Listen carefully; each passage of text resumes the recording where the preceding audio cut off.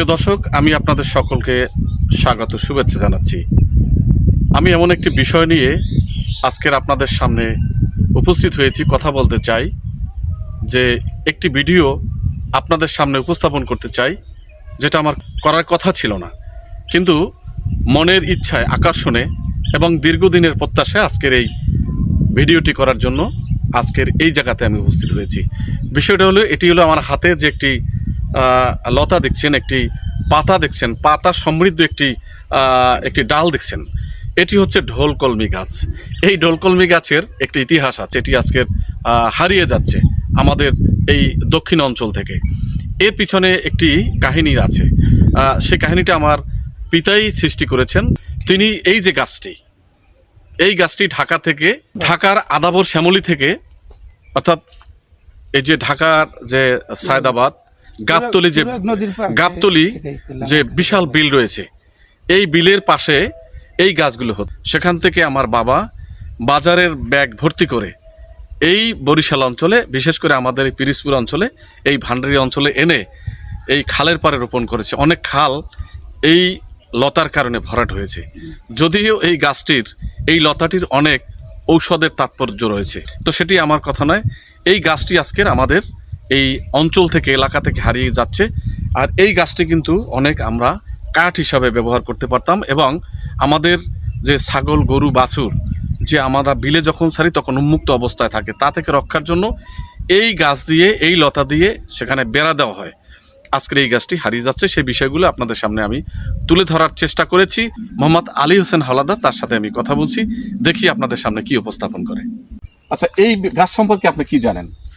এই গাছটি যখন ঢাকা থেকে তোমার আব্বাই আনছিল, তখন আমি তার কাছে তার সাক্ষাৎকার নিলাম। তখন জিজ্ঞাসা করলাম যে কিভাবে কি করলেন। উনি বলছে আমার কাছে যে এই গাছটি তুরাগ নদীর পাড় থেকে আমি এক ফুট করে কাটিয়া বাজারের ব্যাগে ভরিয়া তারপর আমি এইগুলো আনছি আমাদের বরিশালে।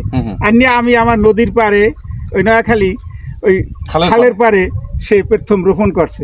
এই জায়গায় আস্তে আস্তে আস্তে সব আমাদের দেশে, সারা দেশে ছড়িয়ে গেছে।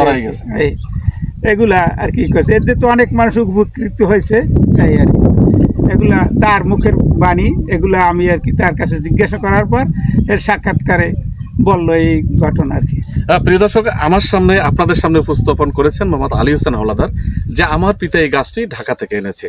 তো আমাদের এলাকায়, নোয়াখালী এলাকায় একটি খালের পাশে এই গাছগুলো রোপণ করা হয়েছিল, এই লতাটি রোপণ করা হয়েছিল। আমি দেখেছি সেই খালটি একেবারে অবরুদ্ধ হয়ে গেছিল এই লতার কারণে, কিন্তু আজকে সেটি বিলুপ্তর পথে গেছে, বিলুপ্ত হওয়ার পথে।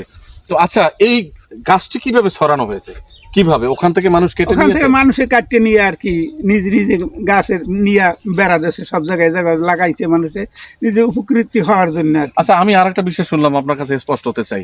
গাছের আগা যদি উপরে নিচে রোয়া হয় আর গোড়া যদি উপরে দেওয়া হয়, তারপর নাকি গাছটি, হ্যাঁ, গাছটি মরে না আর কি। কোনো বালি যে কোনো সময় সুর একটু মাটির কাছে সংস্পর্শ পায় আর কি, তাইলে এই গাছটা হইবি আর কি, কোনো জায়গায় নেই, এর বাধা নাই কোনো। আচ্ছা, এই গাছটা কি কি কাজে আর লাগানো যায়? এগুলা তো ঔষধি ব্যবহার করা হয়, আসলে আমরা তো জানি না, অনেক মানুষে এইগুলা অনেক কাজের করা হয়, কিন্তু আমি নেটেও দেখছি দিন। আচ্ছা, এই গাছটা কিভাবে সংরক্ষণ করা যায়, আপনি কি মনে করেন, কিভাবে গাছটা সংরক্ষণ করা যায়? আরো আমাদের এগুলা তো আরো যদি কেউ কাটতে নিয়ে এখানে লাগায় তাইলে বেড়া দিলে কাজ হয়, বাকি এগুলোই তো।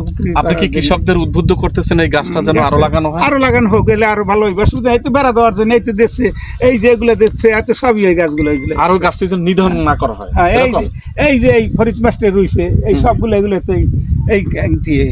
প্রিয় দর্শক, এই আলী হোসেন হাওলাদার উনি দেখিয়েছেন যে গাছটি এই আজকের এই লতা পাতায় যে আজকের বেড়া হিসেবে ব্যবহার করা হচ্ছে।